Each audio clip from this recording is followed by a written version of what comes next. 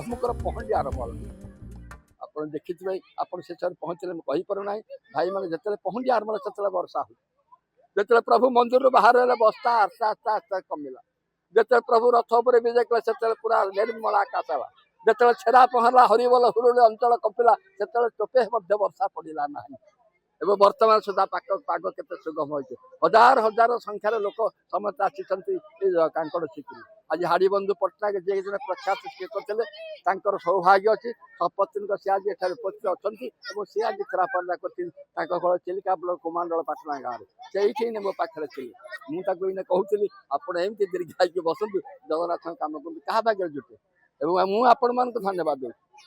ଏଡ଼େ ବଡ଼ ବିଭିନ୍ନ ବାଣପୁର ରଥଯାତ୍ରା ଅଛି ରଙ୍ଗନାଥ ବାଣପୁର ରଥ ହେଉଛି ଚକର ଚରଣ ଚକାଦଙ୍କର ବାଲୁଗାର ରଥ ଅଛି ଚାଷଗାର ବିଭିନ୍ନ ଜାଗାରେ ରଥ କୋଉଠି ରଥଯାତ୍ରା ହେଉଛି ଗମ୍ଭାରୀମୁଣ୍ଡାଞ୍ଚଳ ରଥ। ତଥାପି ଆପଣମାନେ ଭାଇମାନେ ସବୁକୁ ପରିତ୍ୟାଗ କରି ଜଳରାଶି ଭିତରେ ହେଉଥିବାରୁ ଏଇ କାଙ୍କଡ଼ ଶିଖିରେ ହେଉଥିବା ରଥଯାତ୍ରା ଆପଣମାନେ ସାମ୍ବାଦିକ ଭାଇମାନେ ଯୋଗ ଦେଇଥିବାରୁ ମୁଁ ଆପଣମାନଙ୍କୁ ଅଶେଷ ଅଶେଷ ଧନ୍ୟବାଦ ଦେଉଛି।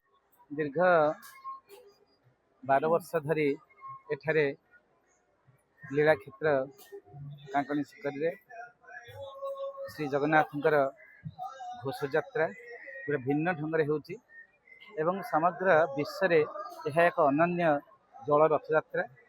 ଆପଣମାନେ ଦେଖିବେ ବିଶ୍ୱର କୌଣସି ଜାଗାରେ ଏଭଳି ଢଙ୍ଗରେ ଶ୍ରୀ ଜଗନ୍ନାଥଙ୍କର ଘୋଷଯାତ୍ରା ବା ପତିତପାବନ ଯାତ୍ରା କେବେ ଅନୁଷ୍ଠିତ ହୁଏ ନାହିଁ କେବଳ ଏହି ଜାଗାକୁ ଛାଡ଼ିଦେଲେ।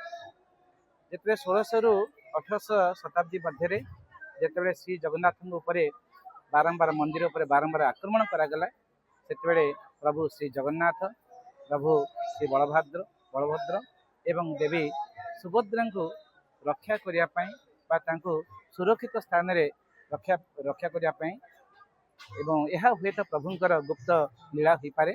ଏବଂ ଏଠାରେ ମଧ୍ୟ ଏ ଚିଲିକା ଯେହେତୁ କାଙ୍କଣ ଶିଖରୀ ଏକ ଉପଯୁକ୍ତ ସ୍ଥାନ ଥିଲା ଏହା ଗୋଟେ ସୁରକ୍ଷିତ ସ୍ଥାନ ଥିଲା ତେଣୁ ଆମ ଜାତିର ଯେ ଅସ୍ମିତା ଆମ ଜାତିର ପ୍ରଭୁ ଶ୍ରୀ ଜଗନ୍ନାଥଙ୍କୁ ଏଇ ଜାଗାରେ କିଛି ନ ପାଇଁ ଆତ୍ମଗୋପନ କରିବାକୁ ପଡ଼ିଥିଲା ଏବଂ ଏହି ସ୍ଥାନର ମହନୀୟତାକୁ ଉପଲବ୍ଧି କରି ପ୍ରତିବର୍ଷ ଏଠାରେ ଜଳ ରଥଯାତ୍ରା ଅନୁଷ୍ଠିତ ହେଉଛି ଏବଂ ଜଳରେ ଘୁରି ବୁଲିବା ଶ୍ରୀ ଜଗନ୍ନାଥଙ୍କର ଏକ ଅନନ୍ୟ ପରମ୍ପରା ଏବଂ ଏଠାରେ ଶ୍ରୀ ଜଗନ୍ନାଥ ନିଜେ ସାକାର ବ୍ରହ୍ମ ରୂପେ ଦୃଶ୍ୟମାନ ହୁଅନ୍ତି ଏବଂ ସମଗ୍ର ଜନତାଙ୍କୁ ସେହି ରୂପରେ ଦେଖାଇ ନିଜେ ଆନନ୍ଦ ଅନୁଭବ କରନ୍ତି।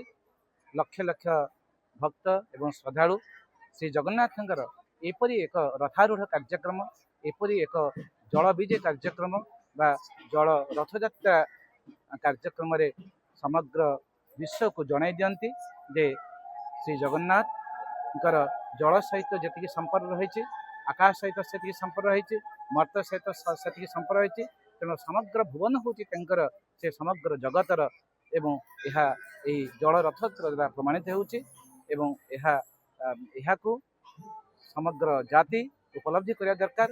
ପ୍ରତିବର୍ଷ ବହୁଳରୁ ବହୁଳ ବ୍ୟକ୍ତି ଏଠାକୁ ଆସି ଏ ଜାଗାର ମାହାତ୍ମ୍ୟକୁ ଉପଲବ୍ଧି କରିବା ଦରକାର।